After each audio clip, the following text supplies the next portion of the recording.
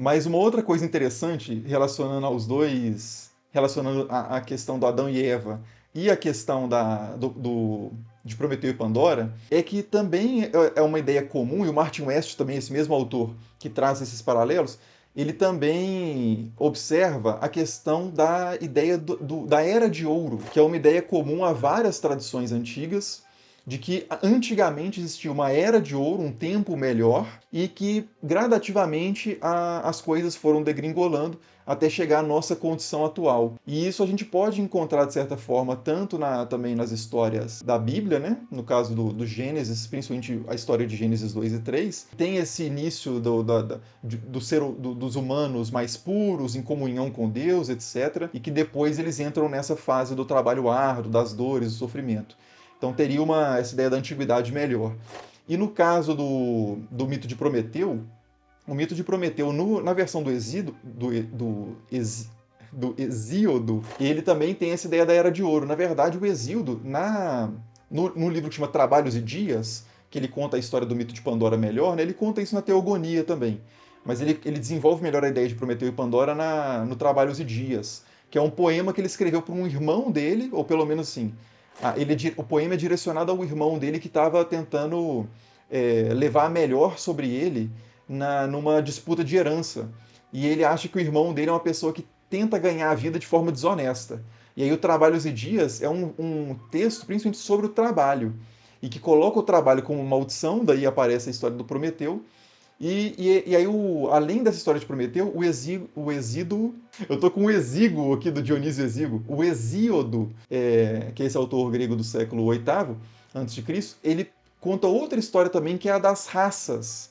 Que a primeira raça humana foi a raça de ouro, que eram homens, todos masculinos, eram homens que viviam numa situação ideal, que não adoeciam, que viviam muito tempo, e quando eles morriam, era como se eles tivessem dormido, não havia sofrimento, eles tinham uma reprodução também meio espontânea, e aí essa raça acaba quando Saturno, né, ou Urano, que é derrotado por... Aliás, quando Cronos, né, melhor dizendo, quando Cronos é derrotado por Zeus na titanomaquia lá, e Zeus assume o poder sobre a Terra, na nova ordem dos deuses, né, que é Zeus e seus irmãos, eles acabam com essa raça de ouro e aí começa a raça de prata, que era uma raça ainda superior à nossa, mas eles eram muito impiedosos, no sentido de não terem piedade religiosa, né? Não fazerem os cultos, não se lembrarem dos deuses. Aí essa raça também é destruída por causa disso. E aí vem a raça de bronze, que eram homens que eram muito belicosos, né? Muito violentos, e acabaram se destruindo eles mesmos. E aí finalmente vem a raça dos heróis, que é um enxerto que o Hesíodo faz na história para poder dar conta dos mitos antigos que já eram cantados por Homero e pelos Aedos lá. E aí depois ele finalmente chega na raça de ferro, que seria a raça em que ele viveu e, por extensão, né, a raça que a gente vive, se a gente quiser usar essa classificação do Hesíodo. Caramba! Então tem essa história. E aí o Martin West mostra que essa história também ocorre na Mesopotâmia, exatamente relacionada aos metais, ouro, prata, bronze e ferro. E também na Índia tem a ideia dos Yuga, né? Tem a Kali Yuga, etc. São várias idades também que são muito mais extensas e que foram também eras que foram melhores e depois a virtude foi decaindo, né? Então na primeira Yuga lá era 4 de 4 a qualidade, depois ficou 3 de 4, depois 2 de 4, depois um quarto só hoje que a gente tem da virtude inicial, né?